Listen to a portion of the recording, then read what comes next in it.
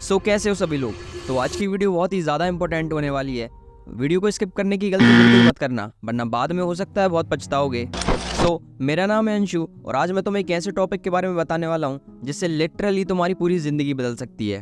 तो बिना किसी बकवास के वीडियो को शुरू करते हैं। तो मैं अपनी पूरी बात तुम्हें एक स्टोरी के थ्रू समझाने वाला हूँ और मैं ये गारंटी लेता हूँ भाई, गारंटी लेता हूँ कि ये वीडियो तुम्हारी लाइफ चेंजिंग वीडियो होने वाली है।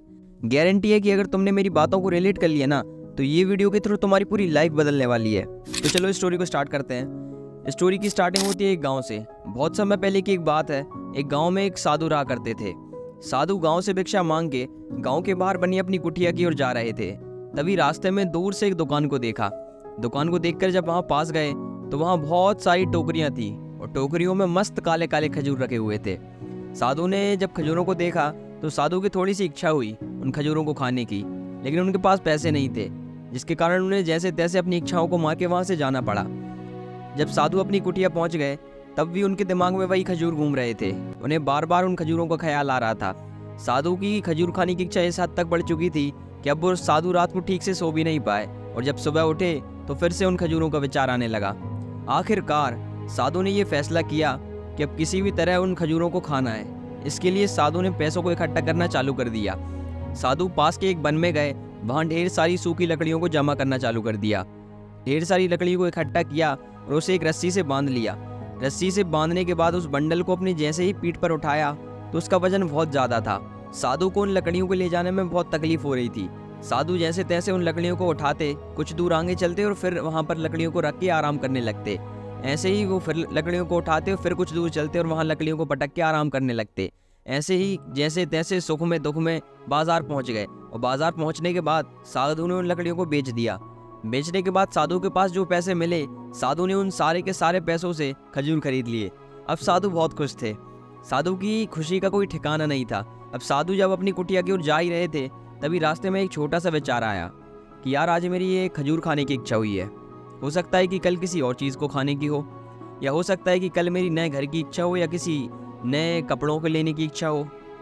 जब मुझे खजूर खाने की इच्छा ने इतना कष्ट झेलना पड़ा, मेरी और किसी चीज़ की इच्छा हुई तो मैं क्या करूँगा। ये सोचकर साधु ने सारे के सारे खजूर रास्ते के एक भिखारी को दे दिए और खाली हाथ अपनी कुटिया चले गए। तो देखा आपने कि किस तरह एक साधु अपनी इच्छाओं का दास बनने से बच गया। ये कहानी उस साधु की नहीं है, बल्कि हर उस इंसान की है जो अपनी इच्छाओं के तले दबकर बस भाग रहा है और ईश्वर परमात्मा के नाम को भूल चुका है। हम सबके बहुत सारे सपने हैं भाई।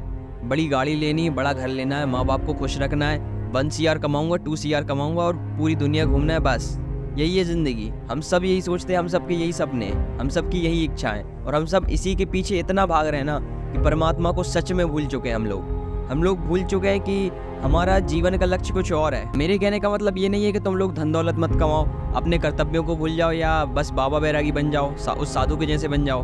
मैं बस ये बोल रहा हूँ भाई कि डेली उस ईश्वर को याद करो जिसने तुम्हें ये जीवन दिया है। बिकॉज ब्रदर, जो तुम इच्छाएं रख रहे हो ना, जिस सपनों को पूरा करने की, जिन गाड़ियों को लेने की, जिस घर को बनाने की, जिस खुशियों की तुम इच्छा कर रहे हो ना, they can give you everything whatever you want as very well. जिंदगी को समझो भाई, कर्म करो और जीवन का सबसे बड़ा कर्म तो यही है कि हम परमात्मा को याद करें। मेरी बातों से अगर तुम्हें थोड़ा सा भी मोटिवेशन मिला हो ना तो उस मोटिवेशन को तुम गटर में डाल दो। बिकॉज मैं तुम्हें यहाँ मोटिवेट नहीं कर रहा, मैं तुमसे जो कह रहा हूँ उसे हैबिट नहीं, उसे अपनी डेली लाइफ का एक पार्ट बनाओ। रोज मंदिर जाओ, मस्जिद जाओ, अपना माथा टेक के नहीं आना, वहाँ पे आराम से बैठो, सुख दुख की बातें करो, क्या खो दिया है तुमने, क्या पाना चाहते हो, सब बताओ। और अगर तुमने ऐसा कर लिया ना तो तुम्हारी पॉजिटिविटी नेक्स्ट लेवल हो जाएगी। और लास्ट में एक छोटा सा टिप पॉइंट दे रहा हूँ, याद रखना कि किस्मत बनाने के लिए ना किस्मत लिखने वाले के पास बैठना पड़ता है।